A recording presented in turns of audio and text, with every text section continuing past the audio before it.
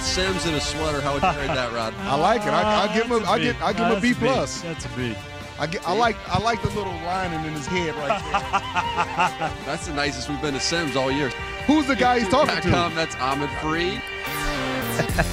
Oh, yeah, baby. What's up? It's Chris Sims. It's Chris Sims Unbuttoned. We're here. Ahmed Fareed is here. As always, we are proud to be sponsored by Lowe's. Thank you. Lowe's knows home improvement. Oh, they do. They definitely do. Ahmed's here in his burnt orange shirt.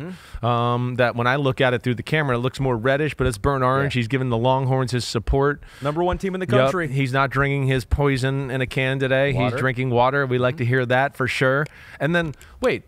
Who was that guy? Who was that there? That was Tony. That was Tony. Jack okay. and Rodney doing their Peacock show after it was Sunday the Night Peacock Football. show, and they were giving me, and they gave me a B plus. Who was that? That Rodney gave me a B plus for the sweater. So. Okay. I think so. Which was a different look for you with the sweater, and this is a somewhat different look for you too. I feel like, right? I have a few of these. I do like it. Thank you. I've worn these before. I wore this on college football on Saturday. Actually, a different color. I didn't wear this exact same shirt, but yeah, I have a few of these. They've told me they wanted to go a little more casual on football night in America. Yeah. So I went casual at first, and they're like, "Oh, hold on, that's too casual." We just meant no tie. Yeah, exactly. Like, that's usually what then they were mean. like, "How about a suit just with no tie?" Yeah. But I'm trying to push the boundaries a little bit. I love that. And before the year, they said they wanted more of that, right? Like sweaters and cool looks and things like that. To where I'm going to try to be that guy. It's the so best. we'll see. I'm We'll see if I hoping can one pull day it we off. get there. You're helping us get to that point Hopefully. where I'll be able to just wear a hoodie in one of these shows. Like that's. I don't know if we want I that. could choose one thing, that would be it. I've worked with Rodney multiple times. Yeah. He didn't know who I maybe I looked different there. You know, maybe it was the glasses or something like that. No. Rodney's not joking. He probably didn't know. He's hilarious like that. He's worked with you at least 2 or 3 times. Yeah. Right. I mean, he is the guy that on football night in America, when you tried to make kind of a fun joke to him, and he didn't get it. No. And he threw his hand at you and said, "Bring back Tirico." That was they bad. did. The next week they did. Right. I Don't was worry. done. He's insulted me on that show before too, so don't feel bad. No, we like those guys. It's fun. They promote our show at the end of their show, and so we appreciate that, although they just rip on us every time. Welcome back to the show. This is Pick 6. Ahmed Fareed, Chris Sims, brought to you by Lowe's. 6 topics throughout the NFL that you, the homies, have helped us compile. But we also had a couple of huge trades in the NFL. And the good part of you not being on PFT with Mike is that, you come in here in a good mood, usually. I think that helps. You're funny. But also, we haven't heard your thoughts on these yet. They're not out there yet. This is breaking news. This is exclusive. Breaking news. To the Exclusive podcast. stuff So let's get right into this because it's a meaty one. You also looked at film with some of these offenses. Of course. Packers, Eagles, Bears again. Yep. So we'll get into a bunch of different things. But let's start with the 2 big trades. So number 1, we're talking Bills. They got a weapon. They got Amari Cooper. They got him and a 6th-round pick next year. Cleveland got a 3rd-round pick and a 7th-round pick, if you are curious about those trade details. But you have said this for multiple years now. Yes, I have. The Bills need something in addition to Josh Allen. Yes. Have they finally satisfied your desire for them to build around Josh Allen? Yes. I mean, partly, sure. This is a great start. It was a necessity. It's a necessity to sell to me and I think to their own locker room and to the rest of the AFC to go, no, we are contenders in the AFC, right? This to me puts them up there in a little bit of a different class where, I know we've had these conversations. Are the Bills in the Super Bowl window? Yeah, to a degree. They're a good football team. They got one of the most talented quarterbacks in football, so that always puts you somewhat in the conversation. But I think if you take the quarterback out of that equation, I go, the team, I'm not quite sure there's enough dudes and difference makers, right? You've heard me say that for really the last, 2.5 years, I would say, so, yeah. right? Yeah. So yes, I look at that and go, I think it was necessary for the fan base, for everything around football, for them to make this type of move, let alone when you evaluate them on film and all this. Again, I go back to, too much on Josh Allen and just not a go-to guy within the passing offense right now at the wide receiver position. I think they got that kind of at the tight end position. Dalton Kincaid, I think, is becoming that guy, right? But tight ends are hard to feature a whole offense around. And again, most really good teams in football have more than just one guy they can feature in certain moments, right? That's what I talk about. That's one of my problems with the Bills. We talk about the top teams in football, and I go, they have 4 difference makers on defense and 4 difference makers on offense. And the Bills, we go, well, defense, yeah, they got a lot of good. Offense, so they got Josh Allen, right? Now you get a guy like Amari Cooper. They got a difference maker. They got a guy that I think can really put teams in bind. One, because he's super special talented still, right? He can run.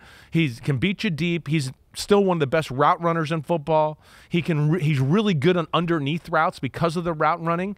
But they didn't have a guy I think you could go to in a go-to moment. Keon Coleman's going to be good, but he's not there yet. Khalil Shakir's a smaller, really slot type of guy. That's ultimately where you want him. You don't want him on the outside having to try to win battles against some of the bigger corners in football. That's not what he's going to do, let alone he's banged up. And, with a smaller receiver, sometimes you got to expect that to a degree. So now with this offensive line and James Cook healthy, and I do think they're going to be able to run the ball consistently throughout the year, and now you put Josh Allen, his ability to run the ball, and a guy outside that every now and then is going to go, wait, are you sure you want to leave him on an island? Oh, okay, then we're going to throw to him. Oh, wait, you want to put somebody over the top of them? Okay, we can run the ball now, and I think that's where it's going to be good for the Bills. Well, happy is Josh Allen that he has a number 1 target right now, but probably even happier is Amari Cooper himself. He had, what was this stat here? 62% of his targets have been catchable, the 5th lowest in the NFL. So the quarterback play, as we have mentioned multiple times, has not been great with the Cleveland Browns. Right. And per next-gen stats, so this kind of speaks to how wide open he can get, has created an average of 2.7 yards of separation this season, his highest since 2018. So he has had times where he has been not close to a defender, and so he's still got that ability to get open. He definitely, one-on-one, he's a handful, right? I mean, again, he's not as fast straight line as he used to be, but he's still fast to where he can run by a guy for a 70-yard bomb and a touchdown. You can see there, too, by the stats, like he has been open, but he leads the league in air yards of incomplete passes. Right. That's not a fun thing to lead in. So that tells you he's beating people downfield, right? Because of that and his ability to jam his foot in the ground and do all that stuff, he's great at like comeback routes and deeper in-breaking or out-breaking routes because he's got enough speed to scare you deep, but then he can put on the brakes as good as anybody in the sport. He is one of those guys. Listen, the first time I ever saw Amari Cooper in person at training camp out in Las Vegas, it was in Napa Valley, his rookie year. I can remember being at training camp, and it was a little bit of a wipe your eyes moment, like I've talked about with Mahomes throwing the ball in the snow the first time I saw him. I was like, wait, is it really spinning that hard and that perfectly? Like, am I seeing correctly? I can remember watching wide receiver drills, and they were working on getting off press coverage and seeing how quick he was and how quick his feet was.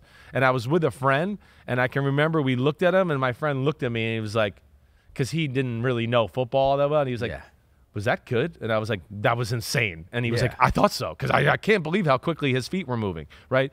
And that's why he was the 4th pick of the draft. And he is a guy that can do everything as far as the wide receiver position is concerned. Like I said, work on the outside, slot, run after catch, all of that. He is really skilled that way, and a great trade for the Buffalo Bills, He's 30, especially for what they traded for him and and how badly they needed him. It's not bad at all. 30 years old. Yeah. So what is the deal? So he started with Oakland. Back when they were Oakland. Right. Goes to Dallas. Goes to Cleveland. Right. Now Buffalo. Right. What's the deal with him? Yeah. Do you read anything into that, or is it just sometimes that once a guy gets traded once, that every subsequent team does not have that feeling of ownership over the guy, and so they're like, oh, we can trade. What do you think that is? Well, I think the Raiders, when he got drafted, I think it was a little bit of a personality thing. That's the first thing. If you heard from people, I mean, he not very social, couldn't get him to talk to the media. I don't think he talked and was all that, welcoming to other people on the team or the coaching there in Las Vegas, or I think they were still Oakland at the time, right? Then, he goes to Dallas. They like him there. They really do. He has success, but it became more of a contract thing. He was going to make $20 million, and Dallas kind of misread the market and thought that was going to be a big deal, which now you're like, $20 million?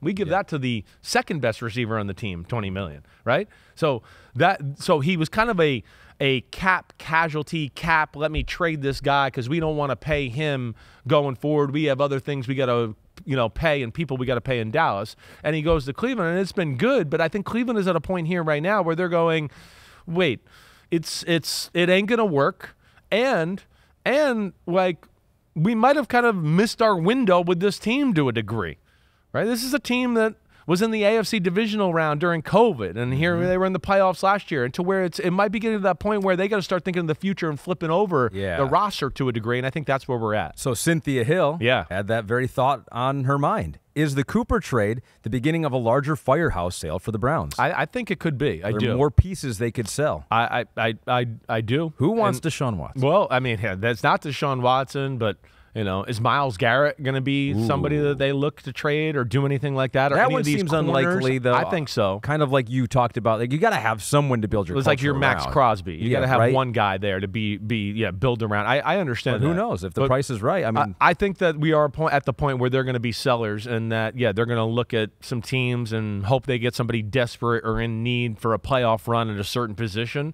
And if the price is right, I think they're going to start to flip over assets here because this year's over. So the Bills wide receiving core. So we'll end with this because it's been not very good, as we have mentioned. That's why they made this trade. Right. 30th in targets per game, 29th in receptions per game, just basically lower tier in every single wide receiver category. Yeah, I can't imagine their separation is all that special. True. Yep. When you get into that. So how much does Amari Cooper improve these numbers? I think. Do they get into the mid tier?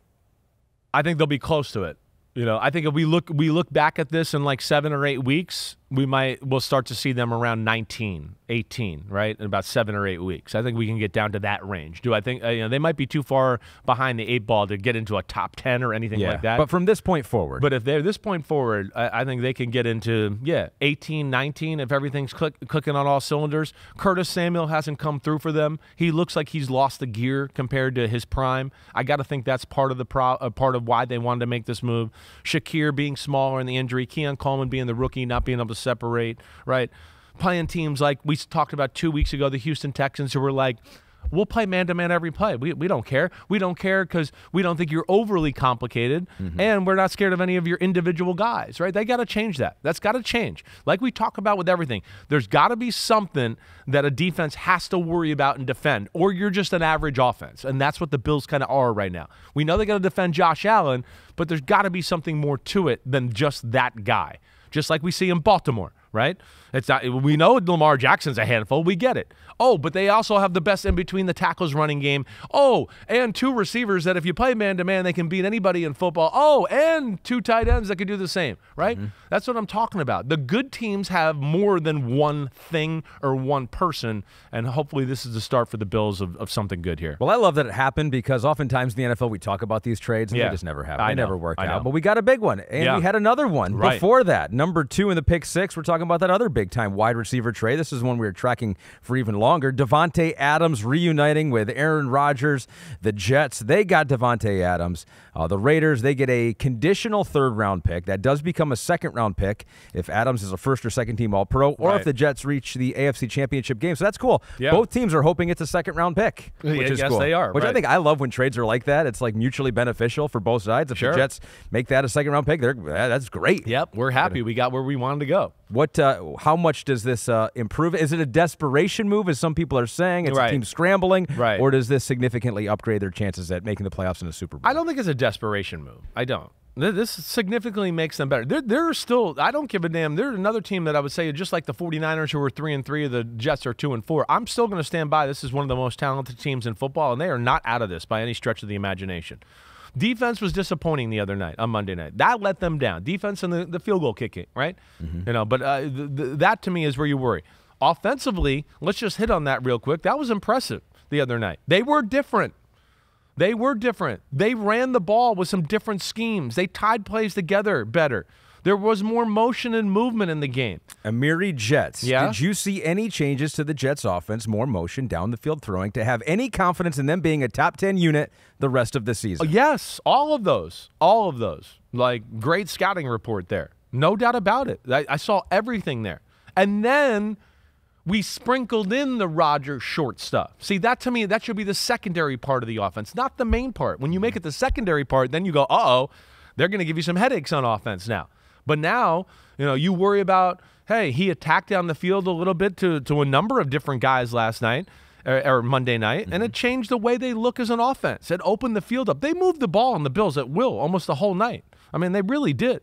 So I thought that was extremely encouraging. The way they played, the style, it looked different. So some of the numbers on that to back up what you're saying here and what you saw on film. Right. Todd Downing now calling the play. So pre-snap motion, weeks 1 through 5, they were 29th in the NFL. Just did it under 50% of the time. Well, you heard me complaining about that every week, right? We need more of that. We need more of that. Life tougher on the defense, yes. So you can't sit there in the same formation for 38 seconds and snap the ball at 2 seconds left and then run the most basic play that everybody in the football knows you're going to run. Week 6 against the Bills, just a couple days ago, 75% of the time, now 5th in the NFL, and the numbers just took off. Passing yards, almost a 300-yard game for Aaron Rodgers. Their yards per attempt, average depth of target was higher by a couple of yards, too. Right. And so was this really? I mean, because you said it's Aaron Rodgers' offense. Yeah. Not much is going to change. Well, with Todd Downing game number 1, it doesn't look like things changed. No, it changed enough. It did. You think that was Todd Downing? I do. Or either way, it was Todd Downing and maybe the rest of the coaches having a conversation with Aaron Rodgers and just going, hey, you got to let us do our thing a little bit. We're not trying to take everything you want away, right?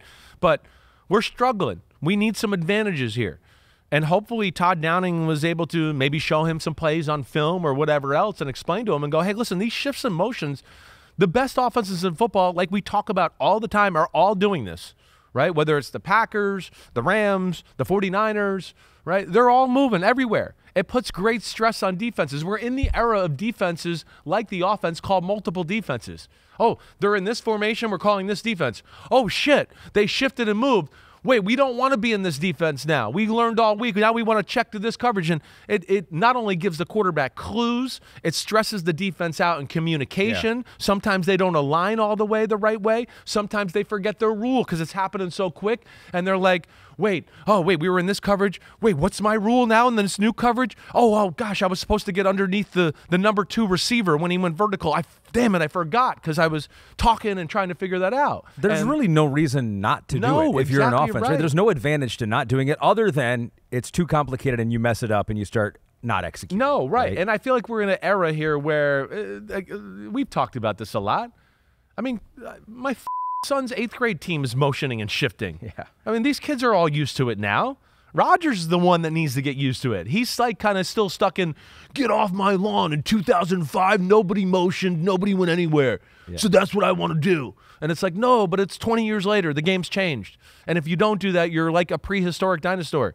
So you got to do that. And so that was good to see. And it opened up holes in the running game, the pass game. You know, it makes the pass protection better. It has so many benefits. And, hey, when I saw this trade go down yesterday, the first thing, I had somebody, an NFL insider, say stuff was going to go down, right? So I woke up to that yesterday morning. And then I was starting to watch my film, and I didn't even see the news when it broke for the trade. And I went, oh, there it goes. There's the Davante Adams. In fact, producer Matt Casey texted me at first, like, oh, Jets. And I was like, what? And he's like, they traded for Davante. And I was like, okay, right. So then I was like, oh, well, the Bills, something's going to happen here right away, right? And then, of course, that's the Amari Cooper thing. And here, you know what? I didn't say this about Amari Cooper, too. Yeah. You know how much Amari Cooper has in the tank? Here's your greatest context clue. Okay. You know who wanted to trade for him in the preseason?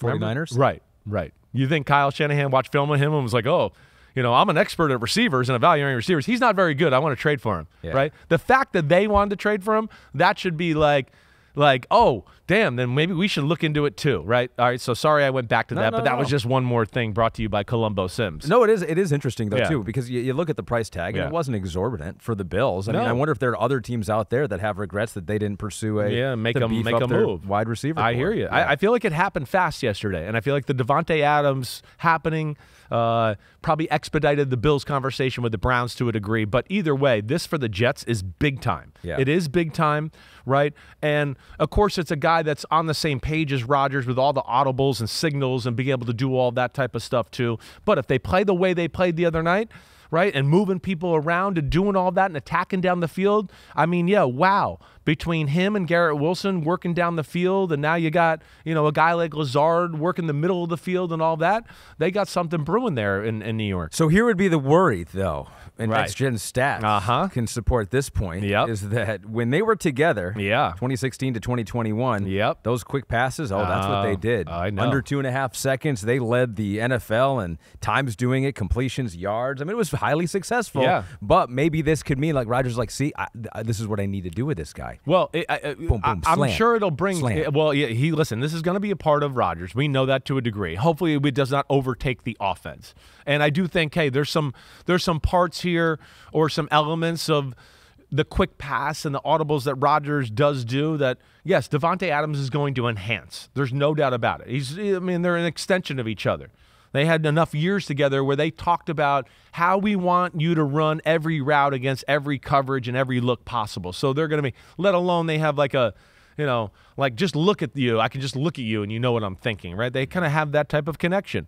But I hope that does not overtake the offense because, again, even with all that stuff and winning MVPs back-to-back and, I throw to Davante Adams more than anybody, where did it get them? It got them to an NFC Championship game once where they lost to a team that they were probably better than in the Tampa Bay Buccaneers. And that, the Tampa Bay Buccaneers threw 3 interceptions in the late third quarter and fourth quarter, and they still couldn't win the game because they were dinking and dunking down the field. So, yes, hopefully they don't, follow that same exact formula. Run the ball, move around a little bit.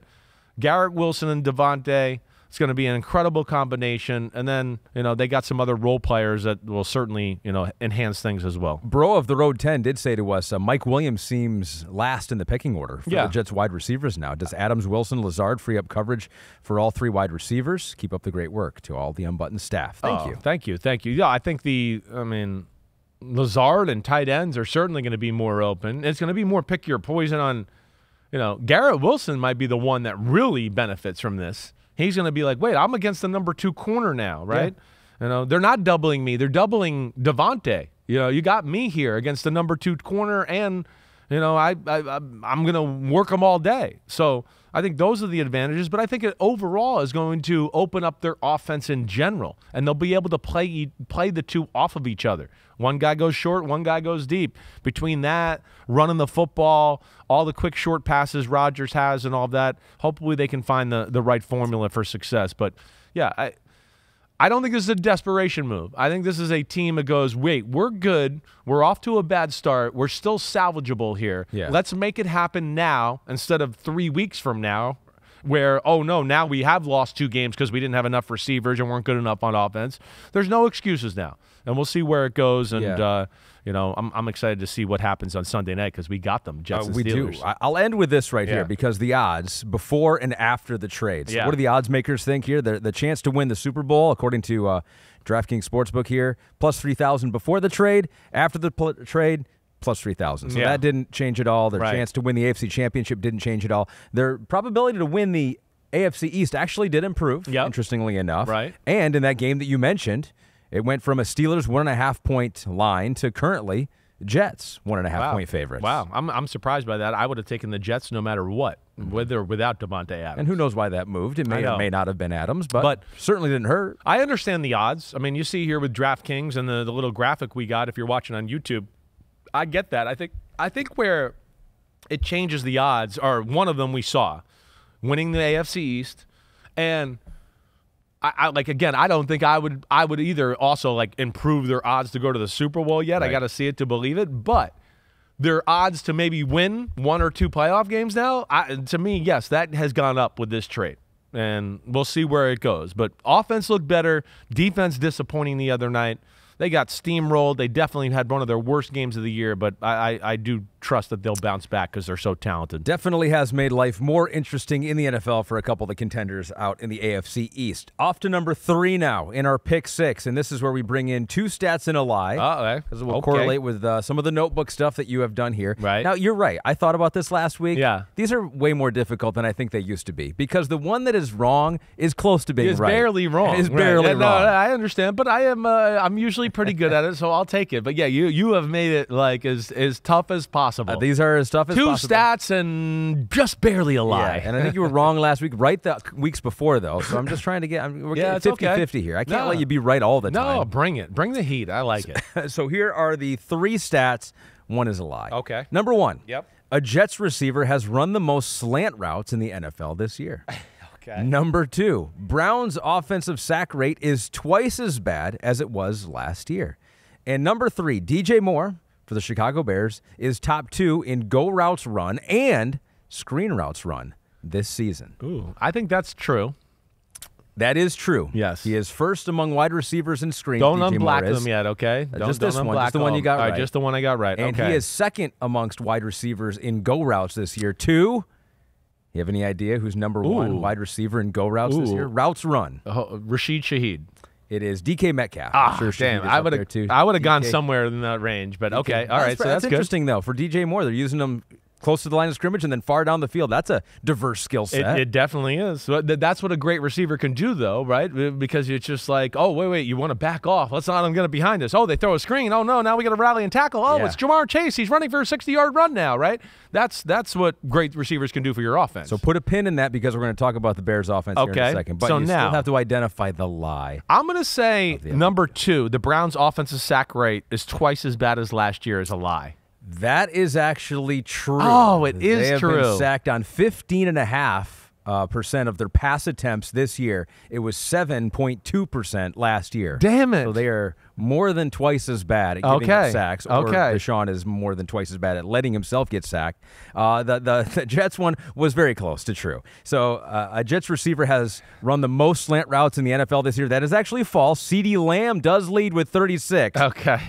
But Garrett Wilson's second with 35. Right. And Alan Lazard is third with 31. I love it. So they have 2 of the top 3 guys in football in slant routes. Well, again, when you guys hear me make fun of stuff, I'm not making fun of it and just pulling it out of my ass, okay? I'm watching this stuff. Yeah. And oh, wait, who's CeeDee Lamb coached by?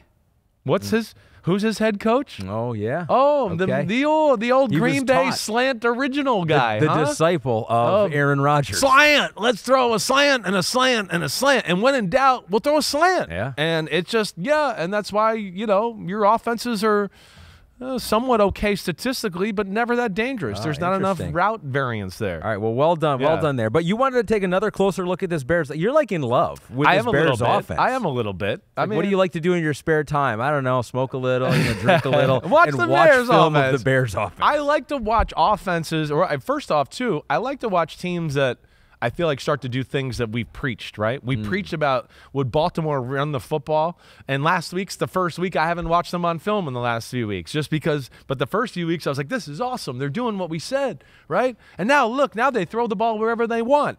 The Bears offense. First off, I think the Bears are sneaky one of the better teams in the NFC. I think people have slept on them because it didn't look pretty early on in the year, and I look at it right now and go, wait, the best defense in the NFC North is Chicago Bears. And it's not like figuratively or I think. It's like, no, I know they are, in my opinion, statistically, factually they are. Yeah. And by my eye, they are. The counter to that would be Titans, Colts, Rams, Panthers, Jaguars. They played some bad offenses. Yeah. There's no doubt about that. But I think it's still a true good defense. What they put on film is fast. Maybe they'd be a few spots down if there was some better offenses. Maybe not, 7? They maybe be 12 if they played better offenses. But either way, they are really good. And then I think this quarterback is special, as you know. And I look at some of the talent and go, ooh, I think it's damn good too. And then I've been watching, and it started with me going, damn, they're pushing people back on the offensive line when they run. And all the movement and offense they're doing, their offense is, to me, become one of the more fun, creative offenses in all of football. And that's why I just wanted to look at it, because that was a special day they had on Sunday. Yep. And I know Jacksonville's defense is not special, but still, what they did, the game plan, the plays they tied together, as we talked about so much, I thought were really, really impressive. Yeah, you were saying that they really have no tells, right? From the pre-snap read to what happens after. You don't know what's coming. I'm one that watches film, and after a drive or two, as I watch it, I go, here comes this, or here comes. I'm talking to myself as I'm watching, and you can't get a feel for them. Oh, they're in shotgun. Oh yeah, they're gonna throw. Oh no, they ran it. Okay. Oh, they're underneath the center. They'll run right. Oh no, it's a play action pass. Oh, actually, it's a drop back pass this time. They don't let you have a tell there. That's what they're really good. The two things that jump out to you are the formation usage. So many plays, like I always say, that start out the same, that look different, and then this dude's ability and this dude and what he's doing at the line of scrimmage is crazy. I'm amazed by it. I do not remember two rookies like him and Jaden Daniels having so much command at the line of scrimmage. And I think Caleb Williams is even doing more than Jaden Daniels. But I think all of that is just what I wanted to see, let alone I had to check a guy that, I have a little bit of a crush on his physical ability with Caleb Williams. I do. I think it's that elite and that special. And I came away feeling that again. Oh, I could tell. I mean, from what you've said before, but what you said this week, I almost had to I was like, I must be misreading this cursive, right? This is not right. You go, there are times where I say, is his arm stronger than Josh Allen's? Can you believe that? No, I couldn't. I know. He throws in cuts and out routes, and I know I've made the comment about on the run, right? I think he has the strongest arm, right? But like even in the pocket, I mean, he has some throws where you can't see the ball on film. I mean, I remember watching it on the couch on Sunday going, it's 4K television, and I can barely see the ball flying through the air here, right? So, and he can do it with such ease, right? And that to me sometimes is what's deceiving about certain guys because, guys like Tom Brady or Caleb Williams, let's say, for instance, they can throw their fastball without it looking like they're like putting all their might into it. Like where Brett Favre, you knew it, right? He had those theatrics and his arm and everything followed through, and you're like, oh my gosh, and he gave it like everything he's got. You could see it. Yeah. These guys can be deceiving if you don't have a little bit of a trained eye that way. But yeah, I am amazed by that. His pocket patience is unreal. And yeah, I thought it was the first game that I watched that he really didn't miss a throw the whole game other than his interception, which was probably should have been a walk-in touchdown. What about the weapons around him? Pillsbury Polls asks you, do you think DeAndre Swift's production will be sustainable for the rest of the season, or have the Bears just been beating up on bad teams? No, I think it's going to be sustainable. I think they got a way in which they attack right now that is putting defenses in a bind. And like I said, between the formations and not giving a tell of, wait, is it a run or a pass? I think this running game will continue. First off, he looks phenomenal. But second off, the thing I said to start this conversation, their O-line moves people. I've seen it for 3 weeks in a row now. They got some big dudes. They're a big O-line other than their center who's athletic, and that's what you want more times than not anyways. But, yes, I do think this continues. I think they got something going. With the receivers being healthy, him being comfortable, the O-line doing the right stuff, all of that, I think this offense is going to be a force from here on out.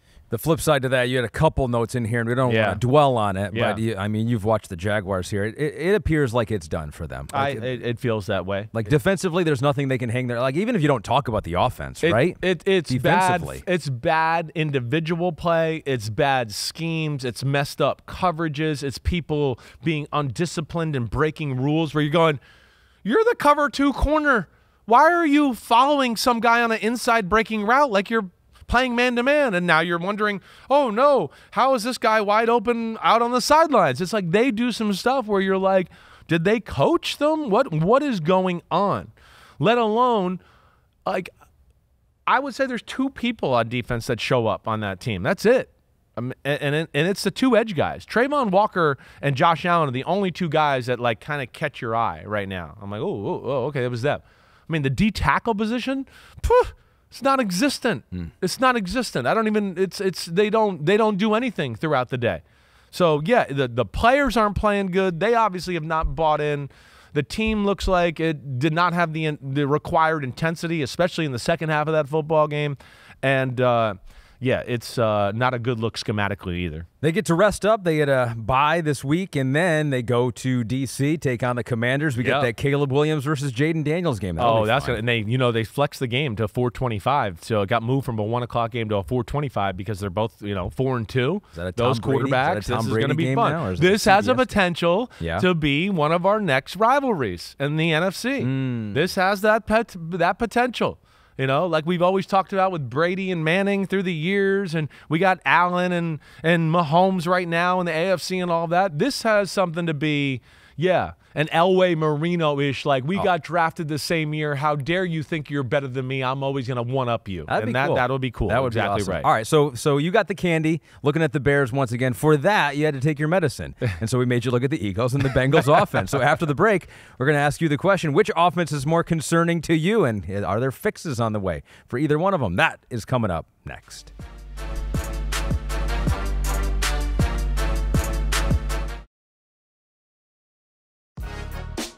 Welcome back to Chris Sims Unbuttoned. I think we can say without a doubt, NFC North, toughest division in football. Are you with me? I'm with you, 100%. I mean, to me, it's not like, oh, things have like shook out the right way. They've gotten lucky. I look at all 4 teams and go, those are 4 playoff teams. That's how I feel, at least through 6 football games, and I don't think it's going to drop off. I really don't see that dropping off. So where we are right now, we do get Lions-Vikings coming up on this Sunday, which will be awesome. Yep. Vikings 5-0, currently atop the division, but they have the same odds to win the division as the Detroit Lions, plus 140. But then the Packers not far behind, and the Bears plus 1,100, sitting there at 4-2. I mean, there's not going to be many other divisions, no other division where the Bears would be plus 1,100 to win the division. Maybe the AFC West. But. Yeah, no, but I mean, you're right. It speaks to how good it is. And the Bears with their bye week. I mean, let's say the Green Bay got the Texans this week. That certainly won't be easy, and we'll get a better feel for how good they are. And the Texans Green Bay game and the Vikings Lions game, they might be 2 of the best games of the day, and they're both at 1 o'clock. It'd be fun to watch. All right, we're going to get into the Packers, but first, want to tell you, DraftKings Sportsbook is the #1 place to bet touchdowns. New customers can bet $5, get $200 in bonus bets instantly. Download the app and use the promo code UNBUTTON when you sign up. DraftKings Sportsbook. The crown is yours. The Packers trying to fight for the NFC North crown. They rolled over the Cardinals, and you said you wanted to take a look at this Packers, because we did early. We did. We looked at it in the first week, the Brazil game, the Eagles game in Brazil there. And, first games are always a little all over the place, especially right? that one, too. Especially that one. Yes, exactly right. So, yeah, we're 5 weeks later. I hadn't really, taken a deep dive into Jordan Love since he had been back healthy and just watching him that way. And I wanted to just take a little more of a deep dive and look into their offense in general because I'm impressed with it. And, it was impressive to watch and what they did at the Cardinals this last week. And immediately one of the things that you noted in your notes was that after watching the Bears, this offense gave you very similar vibes. Very similar vibes. In fact, the NFC North, okay? It's kind of crazy when you kind of think about it. I think you might have saw this note on one of the top of the paper I wrote, right? All 4 well-coached creative offenses. Holy crap. I mean, you really think about the coaching in the NFC North, and you go, okay, the Lions, we know Ben Johnson, Aaron Glenn. Whoa, okay, the Vikings. Whoa, O'Connell and Flores. Holy shit, right? The Packers, hey, LaFleur. Whoa, LaFleur's offensive genius, and Hafley, the defensive coordinator, he's creative and I think going to, make a name for himself as well. And then you get into the Bears and you go, wait, we know Eberflus can coach some defense. Shane Waldron, I worried about a little bit, but he's showing me he can do it too. It's unbelievable. So I don't think it's any mistake that all 4 of these teams got physical talent on the field, but all 4 of these teams are elite coached on both sides of the football. And when you watch them, and I get the sense too that they all see each other on film so much and they're going, oh, that's cool, let's steal that. Oh, you see O'Connell's play? Oh, I'm putting that in my offense. Okay. Oh, Ben Johnson's play. Oh, I like that too. And at the very least, you have to figure out a way to stop it too. Exactly right. So it's all kind of feeding itself, I think, to a degree, let alone they're doing things that we talk about where they're pushing boundaries, they're pushing ideas. They're not like, oh, I never saw this on film before. They're like, let's try this. This makes sense. We got the guys to do it, whatever. And, gave me very much similar vibes to the Bears offense when you watch it. I watched the Bears first, and then I went right to the Packers right after. So where should we start on this one, too? Because I know that you like the personnel they have, too, and they have various ways that they can beat you with various different people. The good offenses are versatile, right? And not only versatile in scheme, but versatile in personnel and formations. And, again, it talks about all those things we talked about with the Jets. It makes teams think. And the fact that you can be in a different personnel set and a different formation and maybe be good at a play that you were really awesome at in another personnel set and a formation, that is tough on players, right? They like to compartmentalize. Hey, when they're in this formation with this personnel set, they like to run these 5 or 6 plays. Wait, when they're in this formation with this personnel set, the whole playbook's open? Like they can do whatever? And then they can switch out 2 of those receivers and bring 2 tight ends in and wait, they can still do all of it, right? That's what makes an offense tough. And their O-line is special. It's not a big, gigantic O-line. It's extremely athletic. Then you talk about, like we talk about with the Bears, where they got 2 or 3 tight ends that are versatile and receivers and running backs. Same thing with the Green Bay Packers. It's no different. different tight ends, 2 different running backs they can play that are studs. It's 4 receivers that are all damn good, and they can put 2 of them in at any time. So all of it's really damn good. Creativity, physicality, right? Illusion of complexity, and then a damn good quarterback to go behind it makes you a dangerous offense, and that's what they are. Before we get to the quarterback, let's zero in on that running game a little bit. You noted that you love Josh Jacobs, what you saw on film. He's a beast, but what they also do to make life difficult is he's not the only guy that'll run the ball. No. Multiple running backs, but also wide receiver runs this year. They have 13 of them. That's 3rd in the NFL. I was going to say, it's got to be, I think in my notes I wrote, is that a league leader or whatever? But it's They're 3rd. 145 yards, though. That is a league leader. Okay. They make it, that's a part of their offense, which everybody should have this a part of their offense, right? And I think this is where, again, LaFleur looked at Mike McDaniel and he's like, wait, they give Tyreek a reverse every game, and why don't I should do this too. Yeah. It keeps people off your running game. Again, another thing that's on the run and the fake of it and all of that type of stuff stresses defenses out. So, they give you so many things that are different, or things that are different that are the same, or whatever way you want to put it. And as always, and I always talk about, they got checks and balances for everything. You overplay this, we have the play for when you overplay it that will screw you over, right? So they have that. And then they have the zig for every zag, right? Yes, we have this play, but we have 3 different plays that look exactly like this, just off the same, but it's the fake that play and we throw a screen, or, we fake this play and fake that play and then throw it deep, whatever. That's what they have. That's what great offenses have. And, their run game, they're the 2nd running team in football. They probably don't really have a highlight run the whole year, right, that you would look at and go, if I pulled up best runs of the year by Green Bay Packers, it'd be like, here's a 15-yard run up the middle, right? But the thing is with these 2 sledgehammers, every run is 5 yards. Oh, he should have been tackled for 0. Oh, Josh Jacobs, powerhouse, he got 3. Oh, he should have got 4. Oh, but instead he got 8 because 4 people bounced off him and he made a right-hand turn like nobody could make, and then bounced off somebody else and he got 8 yards when it should have been a gain of 3. They're both sledgehammers. And to me, sometimes there's the thought of like, hey, let's have our backup be a little different, right? So it's like a different skill set. This is like, I'm telling you, defenses, safeties, and middle linebackers must be like, oh, gosh, the bowling ball, Josh Jacobs is out of the game. Oh, great. The other bowling ball's in here and Wilson now? To me, that group, those 2 are going to wear on you. And that's, again, people pack in the box. They run the ball inside. They run the ball inside. They run the ball inside. And then he runs a reverse around the edge with, Jaden Reed or Bo Melton or somebody like that. And it's a great thing to have off of it. Packers #1 in the NFL in rushing yards after contact. There you go. Bowling ball. Thank you. I'm looking at some of the numbers here. Yes, they're very good at running the ball. They only have 3 rushing touchdowns this year. That is tied for 24th in the NFL. For rushing touchdowns? Yeah, right. Well, because they're probably one of the smart teams, too, that goes, wait, when you get to the 3-yard line, I don't give a who you are. You can't run it in there anymore, right. So we got to throw it. But maybe they get more as the year goes on. Their offense gets even a little bit tougher to defend down there by the goal line. It's really good. They're arguably one of the best screen teams in football, too, to go along with that. That's the other aspect. So when you can run the ball and then you got a quarterback that wants to just wants to sit back there and throw the ball down the field, right? He is so calm and relaxed, like a Caleb Williams, like all the damn quarterbacks in the NFC North. They all are, let me sit in the pocket and wait to throw a 25-yard laser. That's what it is, and that's what makes them tough.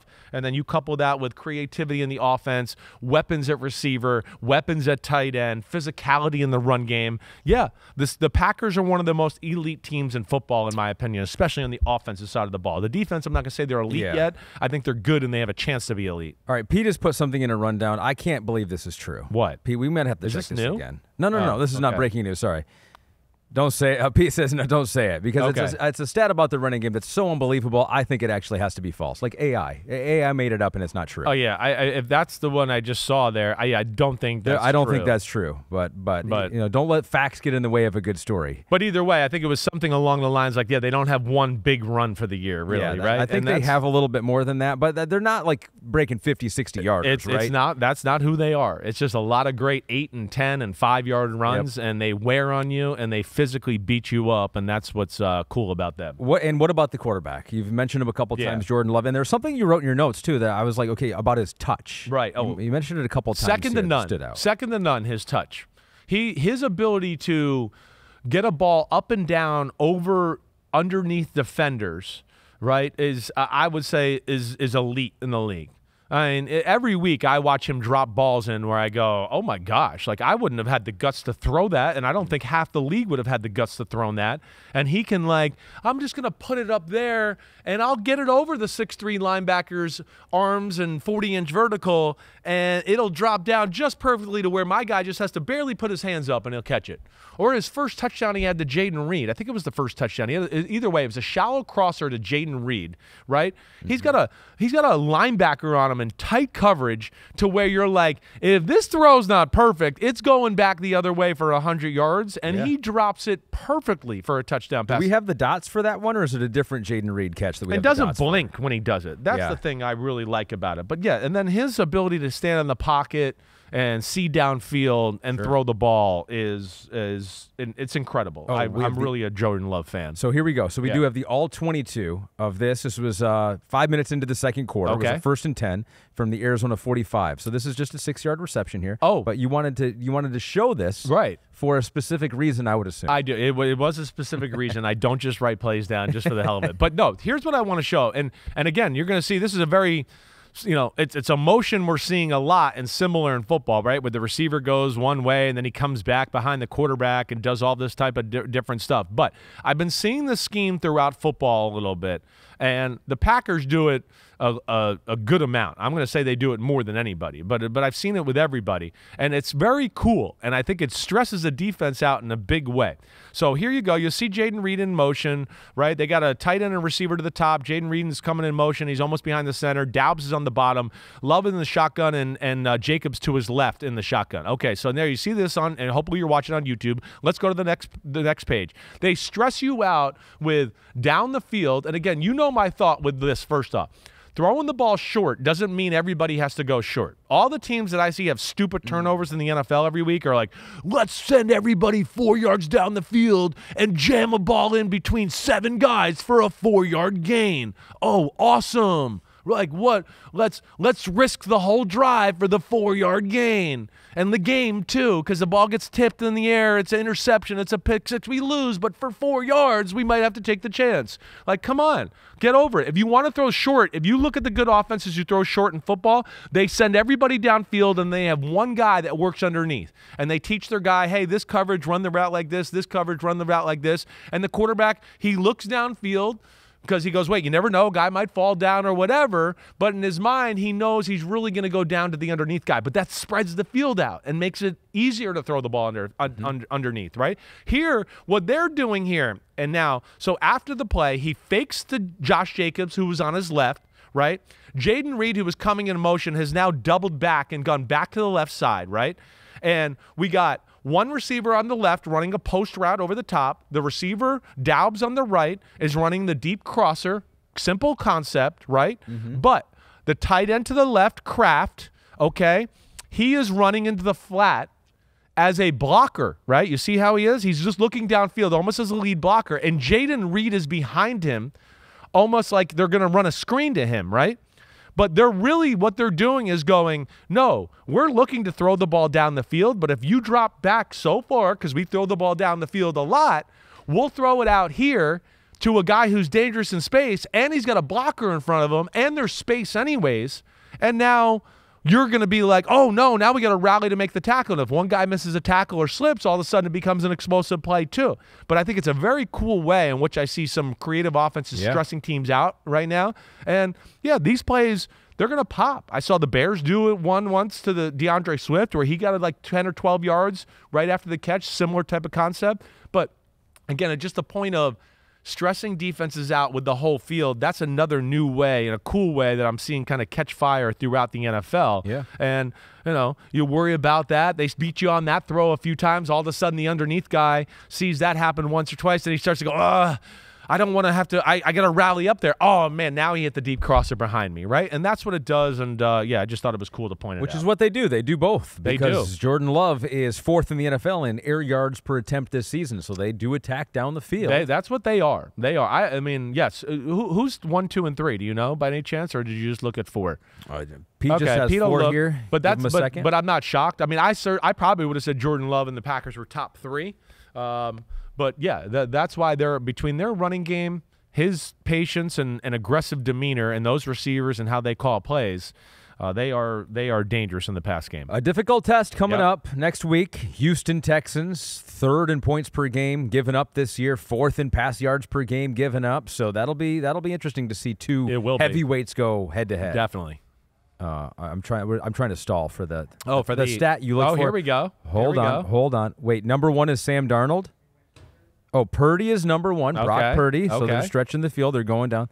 Trevor Lawrence is number 2. He's had a big year with air yards. He has. All right. Now, it doesn't mean he's hit them all. Oh, I'm looking here. Sam Darnold is 3. You know, Anthony Richardson, if he qualified, would be number 1, actually. Yeah, I can see that too. But okay, that makes sense there. I get that. I'm certainly not shocked by Sam Darnold being in the top 3 there. All right, so this is all the good news. Good offense is doing some creative things, and then you get to number 5 in the pick 6, and we've got the Eagles who won and the Bengals who won. Right. But it didn't make you feel good. No, it especially on the offensive side of the ball. So you looked at the film for both those offenses, and let's start just big picture right here. Yeah. After looking at the film, we're going to ask you which concerns you the most. So let's start with scheme. Like, just scheme. Okay. What offense they're running, which one was more worrisome, the Eagles or the Bengals? The Eagles scheme is more concerning. Okay. Definitely, yes. The Bengals scheme, I've had years of being a little critical of its simplicity, right, and what they do a little bit, and the slant route and all that type of stuff, right? I've been the team. They don't do enough formations. I don't have those complaints this year. I mean, really, from the get-go, they've been pretty good this year. You haven't heard me say they need to do more. That hasn't happened. So the scheme in Cincinnati is really not a concern with me. The problem with Cincinnati the other night, and if you just want me to get into that real quick, was, one, the Giants' D-line needs to be recognized as one of the best D-lines in football. Dexter Lawrence is an NFL defensive MVP. He's definitely in a short list of guys that's one of the best defensive players in football, right? Brian Burns is a beast, right? Ojolari had an unbelievable game. Their D-line has been a force just about everybody they played against. So that definitely ruined some things for the Bengals. Joe Burrow did not play great the other night. And I think it was really mostly because of that D-line.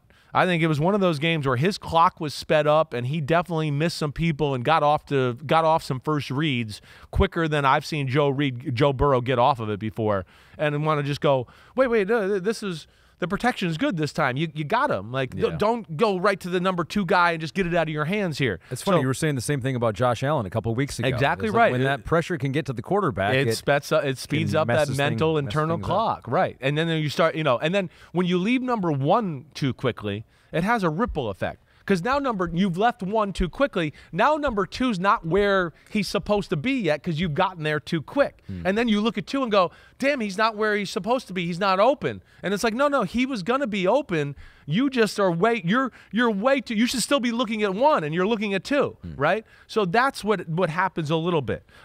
So yeah, as far as just scheme itself and all that, I would be more concerned about the Eagles than the Bengals in that department. Bigger offensive line concerns. I would go with the Bengals. Yes. And again, I don't have a huge concern with either one in that department. Okay. The Bengals are not a great offensive line, but they're a good offensive line, and I do think they're going to be able to continue to run the ball a little bit better and better as we go forward here. So this one, I think I know the answer to this question. Bigger pass game concerns. So this is going to let us dive into the Eagles a little bit more. Ted Lieberman wants to know, why can't the Eagles seem to get on track? Has Hurts regressed, or is Kellen Moore trying to turn him into Dak? It's not Dak.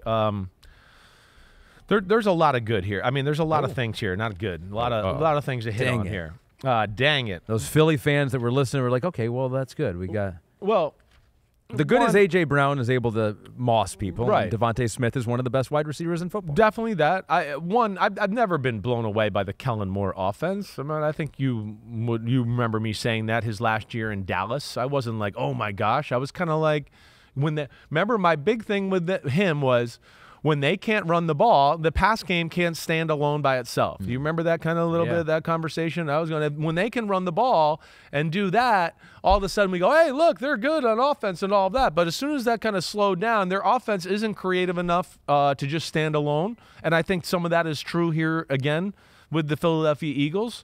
I think you saw in my notes, it's just they don't shift that much, right? There's minimal formations. There's minimal formation sets and personnel sets that way. And I would say by late second quarter, I'd go, oh, I've seen every formation they're going to run the game, and now they're just going to repeat them all. And it's the same 3 or 4 formations the whole game, right? Let alone, like I said, not a ton of pre-snap movement. And the thing that bothers me about them, as I always say with any offense, I don't really know what they're trying to accomplish when I watch it, right? And they are a team that I can go, well, this is a pass here because of how they're lined up and what they're doing in the down and distance. And, well, this will be a run here, right? They're a little easy to figure that out, let alone they don't tie plays together all that well to where I ever look at it and go, oh, yeah, well, they've run this play a lot. Where's the wrinkle or the curveball off of that play? Oh, there is none. Okay, all right, great. So I do have that feeling there. I never get the sense they're really trying to set anything up. They're just going like, hey, we got good players, we like this play. Hey, we got good players, we like this play. The other thing that bothers me about them is I think they waste more plays than maybe any offense in football. And I don't know who to put that blame on. I've blamed Jalen Hurts in the past a little bit for that, right? And I think I'm going to blame him somewhat here too.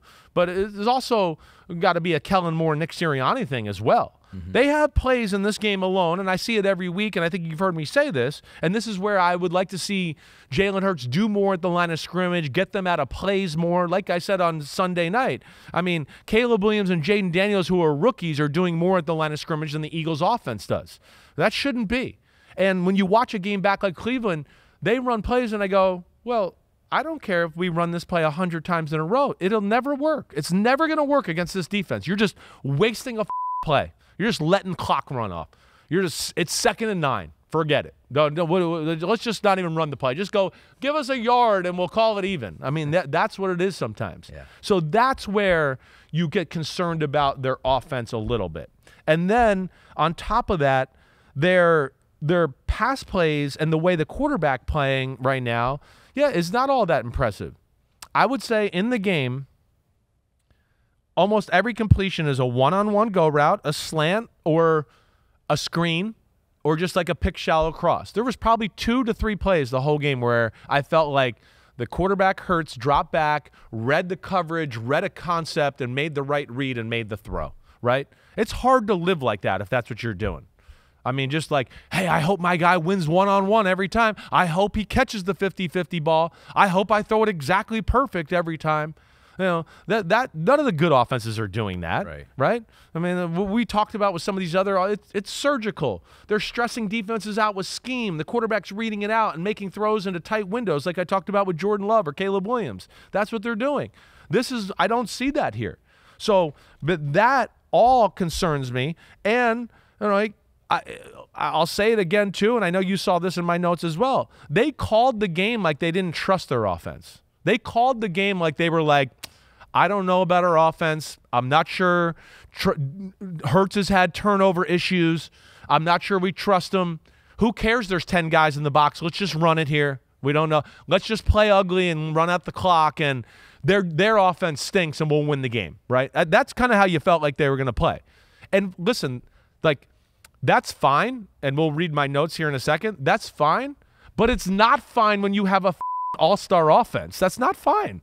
When you have the best O-line in football and the best duo of receivers in football and the best running back maybe in football, that is when it's not fine.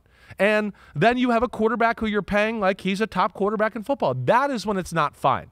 That's fine when it's like the Tennessee Titans and Will Levis, and it's like, well, they got to win with their defense and be simple, or he'll screw the game up. That's not cool with this group. So, yeah, bring up my notes again if you don't mind, Pete. It's a wasted opportunity. It's a wasted opportunity to capitalize on really one of the more talented offenses we've seen in football over the last few years. Yeah, right. And would say that there was maybe 2 or 3 plays where he read the coverage and made a throw, which is the bottom part of your notes there. Right. And then the number 1 is what you said. It almost feels like they don't trust Hurts and the offense versus the Browns defense. Yeah, like they are complacent and being conservative, not have offense. it up, knowing Browns O sucks and Hurts has a turnover issue.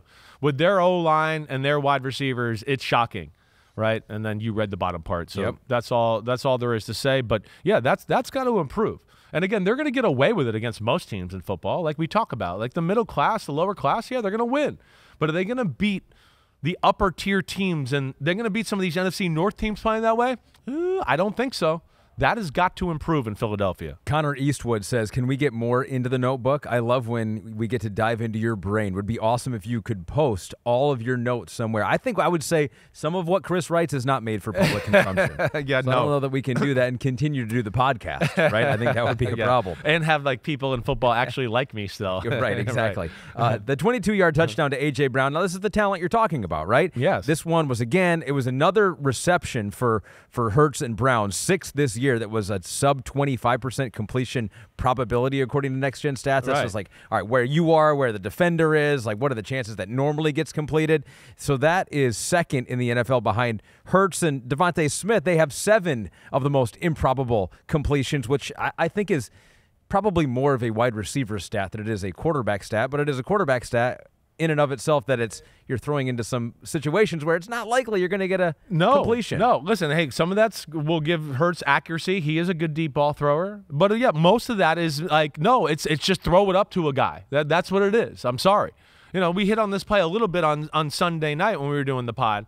Like, this wasn't a bad throw, don't get me wrong, but it wasn't like, oh, my gosh, what a perfect throw. This was, like, underthrown, and A.J. Brown, being the beast he is, kept one of the best corners in football and pinned him on his back so he couldn't go around and make a play, and slowed down why the guy was pushing him so the ball would fall in the right spot and the defender couldn't do it, right? Mm-hmm. And I think that's what it speaks to. The coverage was like, good at the end. It wasn't good if you look at the start of this and you see our dots here or whatever. He got off clean. He was gone. He should have been a walk-in, like, easy touchdown, nobody around him. But yeah, there's a little bit of like positives and negatives with that stat right there. But that's who they are a little bit. You saw in my notes. It's oh wait, there's a concept in here, but no, it's one-on-one, and Davante and AJ are going deep, and I'm throwing it to them. And again, that it'll work a lot of times, but I don't think it's going to get them where they want to go into New Orleans in the Super Bowl playing that way. Yeah, give a little love though to the tight end that you saw though for the Eagles here. Some more talent. Calcaterra is a player. He's an undersized tight end. He's a pass receiving tight end. Either way, but damn. I mean, when he's running down the field, or he catches a ball short and then makes something happen after it, yeah, he's a weapon. He's a little bit like some of those Chiefs tight ends, right? Where it's like he can block okay, but we really got him out here because he's like a big receiver. And, yeah, I think, when Goddard's healthy and you couple those together, that could be a cool little formula they got going. 25-year-old out of SMU in Oklahoma, was a 6th-round pick back in 2022. And so you've been saying this for a while with the Eagles offense, and it's gotten out there. And people have started, they repeat you. Yeah. And now I was, what I do when I drive in here, I turn on the radio and I'm just listening to songs. I just like to hear what people are saying out there. Yeah. What the song, what music is being made. Right. There's a song on the Eagles. Yeah. I couldn't believe it. That's shocking. And it was after reading your notes, I was like, man, this is like this guy's channeling Chris Sims here. So I'll just play a little snippet of this song. Please do. This song is called Eagles, Your Offense is Bland, is what this one was called on the radio. Wow, that was a long title. Here's a sample of it. Eagles, your offense is bland. I need to tell you man to man. Jalen, give the concept a chance. It's the same old song and dance.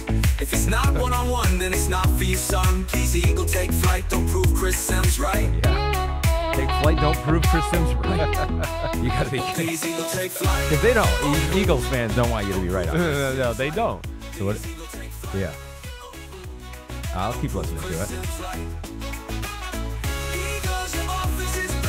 I like it's my favorite one yet. This is my favorite part. Ready? If it's not one-on-one, then it's not for you, son. Please, Eagle, take flight. Don't not prove one-on-one, it's not right. for you, son. Yeah, if it's not one-on-one, it's not for you, son. That's pretty good. Now that one I will listen to again in the car. That is, I like that jam there. Actually, that's some good music, some good rhymes, definitely. I don't know who sang it, but yeah, it's out there now. Hey, rising listen, on the Eagles. charts. I'm saying this. I know that I got a love-hate relationship with the Eagles fan base. I get that. I can't tell you how many Eagles fans that come up to me and go, "Hey, I used to hate you, and somebody turned me onto your pod, and like I get everything you're saying now, and I watch and I go, damn, you're right." So I'm saying this so they get better. So they can improve. That may be taking it a little too far. You don't really want them as a Giants fan to get better. No.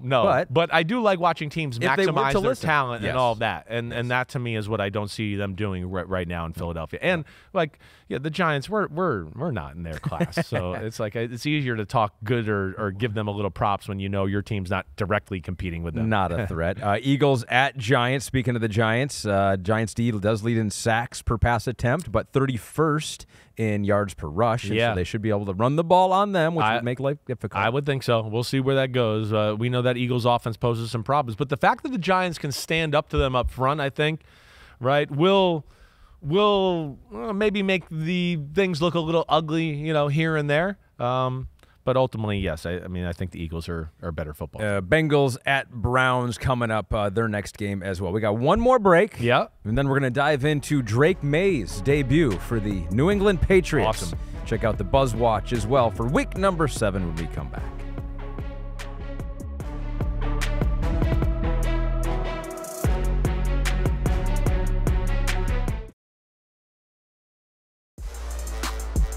Want to remind you every week that DraftKings sets up the free $1,000 Florio and Sims Pick'em pool. Pick every game against the spread for a chance at a $1,000 prize pool every week. Download the DraftKings app, click on the Pools tab, and enter the Florio and Sims free $1,000 Pick'em pool to make your picks. Wow, 40,000 people do it every week, Pete says. Yeah, it's pretty cool. That is very cool. Hopefully we helped them out last week because I think both Mike and I were pretty damn good in our picks. But the more people that win, the less money I think that you do win. Pete says he won one time, got $7. Oh, but it's $7 that he didn't have previously. Right. And Pete has been a guy Pete's been one of those guys that's left the pod and ran out of gas on the way home and didn't have money to pay for gas. So that $7 is big for him. Yeah, but it got him home that night. It did. And he wasn't perfect, he said that week too. So if he had been, maybe he would have won more than that. Welcome back to Chris Sims Unbuttoned, presented by Lowe's. Lowe's knows home improvement. One more to get to. Pick number 6. This is Drake Maye, his debut with the New England Patriots. A lot of good here. Maybe some rough edges, but for the most part, pretty good. Yeah. Re-to-pect sport. The 2 is supposed to be an S backwards. Respect, like kind of thing. Yeah, I should have said it that way. Seeing as how Drake Maye played, would you have started him earlier in the season? No, I would not have. Okay. I think this was the perfect time to do it. I do. He's still raw. And he's raw right now. He was much more raw a few weeks ago, right? So there was some good. There's no doubt about that. But there are some things, too, to where, hey, he takes some hits and puts himself in some, compromising positions because he's raw, too, right? And we'll unpack that a little bit.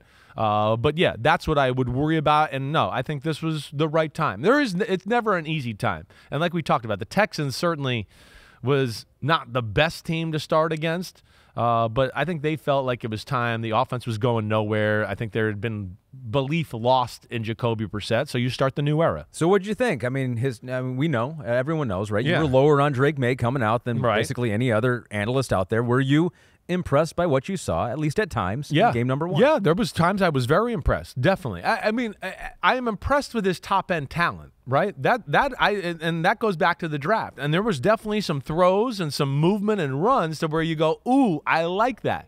Now, can we harness it all together and put it all together to become a good, consistent quarterback, right? That's going to be the next phase of this. And there was elements where, yeah, you like that. There were some plays where he knew he had pressure and he got the ball out of his hands. But there were other plays where it was like, he's a chicken with his head cut off and he doesn't know where to go. Or he's like I think one of the first things I would say is he needs to understand what NFL open is, right? There are a few plays where you look at and go, no, that's open, you got to throw it, and he's a little like, that's too tight for me, and I want to just go like, hey, this ain't North Carolina versus North Carolina State anymore. This is open in the NFL. And what happens there, too, he turns down the first guy's not wide open, and then, like we talk about, everything else is off kilter, and let alone he's got a little thing right now of, and I understand this, a lot of young quarterbacks do, the first guy's not open, let me look at the rush and where it's at, and my eyes come down, and kind of saw that a little bit throughout the game as well. Yeah, you noted he has a good arm, yep. He's a good athlete. You still question his natural feel as a quarterback. Yeah, I do a little bit. His where, and again, I don't expect it to look perfect, right? But there's things I can take from Bo Nix or Caleb Williams in their first game of the year where I know they missed throws and reads, and I get that. But, right, like his feet at times are all over the place. And he misses throws, and they all miss throws, I get it. But he misses throws sometimes where I'm like, no, this is a 6-yard hitch route over here. He threw it 5 feet over his head, right? This is a flat route in the flat. The guy couldn't even get his hands on it, right? Those, to me, are a little bit more than he missed Keenan Allen on the left sideline on the double move 48 yards down the field and between the corner and the safety, right? That's where it's a little different. Mm-hmm. So noisy feet in the pocket, right? He's got to learn to, one, step up in the pocket a little bit more. He sits at the back of the pocket. He let the edge pass rushers really never have to turn the corner, if that makes sense. So just learn to do that a little bit. But two, he has plays where it's like the feet are like he's doing karaoke and they're all over and they're close and they're together and they're close all together. And that's just got to calm down purely from like an accuracy standpoint because it's hard to be accurate and consistent with your upper body when the lower body's kind of moving all over the place. It's karaoke, right? Karaoke, I believe it is. I think I have always said karaoke. Yeah. Karaoke. Well, karaoke is the exercise, right, that you do. You twist your body, feet and do left all foot that. in front, right foot in front. Yeah, it's an actual drill. Yes, right. Yeah, Pete's trying to tell us what karaoke is, but he's realized he's never been an athlete ever in his life, and he's never been in a team warm-up drill where they do karaoke, the exercise. Yeah. Pete says he ran track in high school, and they never had to do. He ran track in high school? I didn't know that either. That's cross country. Oh, my gosh. Okay. It must have took him all year to get cross the country. One of the more brutal sports too. Let me make a comparison here, and I know they're not the same player, right? Because I think Drake Maye is a little more athletic than Will Levis. Yep. But I'm going to say in the same mold where people a couple of years ago were say you just don't get it on Will Levis. If you're going to make a quarterback in a lab, it's going to look like Will Levis. He's got the NFL arm. He can stand in there. He can take the hits. And I think some people said the same thing to you about Drake Maye. It's like you just don't get it. Like this is how you make an NFL quarterback in a lab. Now, 2 years later on Will Levis, people are seeing like, oh, you see some of those good plays, and we saw him last year. There were some reasons to be like, oh, wow, that was pretty awesome when he did that. But there just are an overwhelming number of bad plays that make it very, very difficult to be a high-quality NFL quarterback. I had some of the same concerns with Levis and Drake Maye, right? They lacked requisite feel for the game at times, the appropriate ball, the control of the football at times. And you're seeing that from Will Levis, this year. Last year it was, hey, had Mike Vrabel, they ran the ball, they managed him a little bit, and he was better, certainly. But this year, he's definitely lost his way a little bit that way. I worry about that with Drake Maye. I do. But, like, he's in that. You take Drake Maye, and I see Pete wrote Anthony Richardson here, Justin Fields, Will Levis, right? I think I would put Drake Maye in the Anthony Richardson more category of like two guys that I feel like got big time talent and I think can figure this out, right? I think they're gym rats enough and like the sport, but I got to see it a little bit first to believe it, right? I mean, again, Anthony Richardson, we're in year 2 and I'm still going, we need polish. We need, be more consistent thrower and do all of that. All right, so I just hope Drake Maye gets fixed that way too. But again, there was positives, like I said. But the other stuff is just got to get used to playing. And trust me, I understand, like, they're not good. So I'm not trying to hold him to a standard that's unrealistic. I'm just looking at him and what I see from that. 3-step drop game. Can't hold the ball. Like, it's a 3-step drop. Like, the linemen aren't expecting to block forever, right? So he's got a few plays like that where he 3-step, the first guy's not open, and he sits there like, wait, I could just sit here and keep reading the field. And it's like, no, your offensive line thinks you've thrown it already, and now you're about to get blindsided by Will Anderson or stuff, right? That is where I worry about it. And I think you saw with my thing, too, he takes big hits because of not seeing the field well, because of turning down throws that are open, and because he's a little quick to move in the pocket and just look at the rush and not step up and work in the pocket. Man, he took 4 or 5 hits in the game where I'm like, oh gosh, he's lucky he's okay there. I mean, he really got stuck between a rock and a hard place. And I think that's probably the reason we didn't see him start the first 5 weeks, because they were like, he's so all over the place. He's a little bit of a danger to himself. And I think he got to a place where they felt comfortable to throw him out there. But yeah, he's definitely got to improve in some of those areas, and definitely, watch taking some of these big hits when nothing's there. Nothing's there. Get out of the pocket, move, run, or throw the ball away. He stayed in the middle of the mosh pit and got lambasted a few times. Daniel Cromwell wants to know, would love to hear Chris's thoughts on Alex Van Pelt's offense and if it is enough to support Maye going forward. Is there enough creativity if they get more talent? Yeah, they got to do more right now. Again, his first game, it's hard for me to tell. They kept it simple for Drake Maye. Yeah. They certainly had repeat formations, repeat concepts, which I'd expect. I see that from all the rookie quarterbacks and all of that. The talent, yes, is less than, but not as bad as maybe I think the world tries to make it out to be at times. But yeah, I got to see the offense. I'm not sure exactly what it's going to look like. Yeah. How much do they trust Drake Maye going forward? I would think still the training wheels are going to be on. The litmus test will be like 4 weeks from now. Come back and ask me then, Daniel, and then I'll be able to start to tell you, like, okay, Drake Maye's comfortable. They should trust him by then to go, hey, let's add some more plays and wrinkles, just like we've talked about with Bo Nix and Caleb Williams and whatever else, right? So we'll see where that goes, and I think I'll give you more of a real answer when that time comes. Should be a pretty good setup this week in London, taking on the Jaguars, who you noted before have struggled, 31st in points per game given up this year on the defensive side. It's a great team for him to go against this week.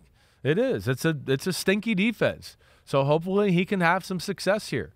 And hey, but Demario Douglas and Booty. I think it is Booty. I think it's Booty. Booty. Keyshawn. They're formidable at receiver. You don't want them as your number ones, but they're good 2s and 3s, that's for sure. And hopefully they can run the ball a little bit. That's the other problem, in this last game. They couldn't run the ball at all. There was a little too much pressure on Drake Maye. Some issues in start number 1, but every rookie quarterback's going to have those. Overall, at least good to get his feet wet. His motion's too vertical. Last thing, right? It's too up to down too many times. And again, that doesn't lead to great accuracy or great spirals. And he definitely had some balls that I looked like the wind blew up. And like I said, there was some throws I go, woo, that is a great throw. And then there were some throws that are concerning to going, I don't care if it's your first game ever or whatever. Like, you can't miss that throw by that much. So, all in all, though, still I think it's positive, and they got something to work with in New England. All right, so that is the pick 6. We have covered all 6 of them. Now we look ahead to Week 7 and my buzz watch. This once again, teams or players, the biggest opportunity to create big buzz this week when it's all said and done. They're not predictions. We give the buzz before the buzzo is what we do. And last week, once again, the teams did not take the opportunity to create buzz to heart. No. I mean, it really would have been big buzz if the Cowboys beat the Lions, considering they got their ass whooped 47-9. Which I'm 100% now in jinxing the team the Lions are playing by saying they have a lot of buzz potential to beat the Lions. Your buzz watch, though, I think was spot on. That would have been big if the Cowboys could have done that. All of them last week. They were all buzzworthy. I think you were right. Those would have been the 3 biggest stories of the week if you called your shots there. If the Bengals had lost to the Giants, which they did not do, although it was ugly there, and if the Commanders had beaten the Ravens, which they did not do, that would have been huge buzz. But we move on, though, to this week. So here are the 3, and you just talked about Drake Maye and the Patriots, and this is, again, is the negative buzz. And I've done this to the Jaguars a couple of times. I don't feel good about it. Right. But I think it's trying to get them fired. I'm not trying to, but I think it's just the reality here. So if Drake Maye and the Patriots do go out there and torch Trevor Lawrence and the Jaguars in London, I think it might be the final straw for a Jacksonville team that is officially going nowhere this season. I don't disagree with you. If they lose to the Patriots in this game, yes, I think Doug Peterson will probably have to find a different flight home from to go back to Jacksonville. He's not going to be allowed on the team plane. Or just stay in London, right? Yeah, just stay there. Yeah, you're right. The vacation, go to France or something like that. Yeah, you're right. European vacation. Number 2, The Chiefs beat the 49ers in Santa Clara. So this is a couple, the Chiefs proved that they're still up for the three-peat challenge, while it looks like the 49ers may have to sweat out just to return to the playoffs, let alone a Super Bowl. I like where you're at there. Right. I think a lot of people look at the Chiefs and go, wait, yeah, they're 5-0, but like, how good are they, right? I think there's a part of that. And then the 49ers are a team that, of course, I've said they're the best 3-3 team in football, but have questions. And this is a game where the Chiefs, I think, match up, pretty good with the 49ers, of course. Their defense is good. They always give Shanahan issues that side of the ball, right? And then, even though the Chiefs' offense is not really, really special, this is a 49ers defense that's not really special this year. So I do think they'll be able to move the ball on the 49ers, too. I think this is going to be a fun game, but I'm with you there. If the Chiefs win this one, it's going to be like, damn, they're 6-0. They beat the 49ers in San Fran. And you're right, it is double buzzworthy because people are going to go, holy crap, the 49ers are going to have to fight for their life to get in the playoffs this year. Yeah, and so then this would happen again. We'd bring up this board again of the defensive coordinators that give Kyle Shanahan trouble. Yeah, and I think it's, we talked about this after, I think, the Minnesota game. Yeah, these are defensive coordinators that do things outside the normal realm or spectrum of other defensive coordinators. They're not afraid to do what we talk about, attack back. Ooh, this might not be perfectly sound, but we can't be right with all you're doing. So we're going to bring something at you that you're not ready for us either. And that's Shanahan has a hard time cracking the code on these type of guys. The chess match between Kyle and some of the best defensive coordinators out there. But the number one buzz opportunity, I'm doing it again. I'm trying to jinx them. The Vikings beat up on the Lions. The Lions are such a force. They have once again given their opponent a buzz watch opportunity, but for the same reasons we just talked about the Chiefs and an undefeated record continuing into the season, now the Vikings have done it against who we thought was going to be the NFC North champion. That one, I feel like buzz can go either way. That's right? true, yes. It almost can go either way, where it's like, if the Vikings do win, I think it's like, holy shit, the Vikings are real. They're really good, blah blah blah. But if the Lions win, I think they're number one in the NFC. They're definitely the number one team in the NFC. I mean, I'm not sure I wouldn't pick them to be number one in the NFC if you made me power rank them right now, anyways, right? But that game is going to be awesome, and I'm expecting. I think offensive fireworks. Yeah, I think I am. I think. With the team, both of these offenses' ability to run the ball and throw the ball effectively, I don't care how good and creative these defensive coordinators are. I think there are going to be some problems defending, both of these offenses. I wouldn't be surprised to see a 31-28 type of football game this weekend. And it might be the way that the Lions need to play a little bit more now without Aiden Hutchinson. And I did hear this on the Lions podcast. I was trying to get everyone feeling good again. Right. I did, and they made the point, and I was like, actually, I might agree with that, is that the defense without Aiden this year is still better than the defense with Aiden last year. Oh. Like, they've made enough improvements around with the secondary. Linebackers, Campbell, second year here. It's a fair conversation. Right? Yeah. At least equal to or not that much of a drop-off from what they were last year. Yeah, I don't think so. I heard some people, I heard Rex Ryan say they can't go to the Super Bowl now and do all that. I don't agree with that, right? You heard my thought with them. Your team is too good. Your defense is still damn good. You're going to be a pain in the butt for everybody in football. It's like what we talked about on Sunday night. I don't worry about you really through the whole regular season schedule. It's going to be about what we talked about. Oh, we're in the Super Bowl playing the Ravens, and damn, we don't really want to blitz Lamar, but we don't have Aiden, so now we have to blitz and do something we don't want to. Or the 49ers in the NFC Championship game or whatever, right? That's where you worry about it. But I think for the most part, you'll get away with it here for the regular season. And, I think the defense, the secondary, the scheme, your run defense, you got big people, all of that's good. Yeah. It's just going to be about, can the four-man rush get there and get after people? And if they have to give up a conditional third and fourth-round pick for Myles Garrett and Max Crosby, then what? That's it. Just a third-round pick for the guy that won NFL. It'll be conditional. Keep wishing there, Upgrade Slugger. to a second. Yeah, good luck there, Slugger. Keep wishing for that one. All right, everybody. I hope you enjoyed. Watch out for Ahmed's Buzz Watch in Week 7, okay? Feel free, if any of them are egregiously wrong or whatever, to make sure you make comments making fun of them. I would like that, right? We can do that. But you know where to find us. Ahmed, thanks as always for driving the ship. Of course. Tomorrow I got my Week 7 picks with Florio. Check us out, okay? You know where to find us on social media. Subscribe, rate, review. Appreciate all you guys out there. Enjoy Thursday night of football. We'll see you Sunday night to recap Week 7. Peace out, homies. Clap it up. Clap it up.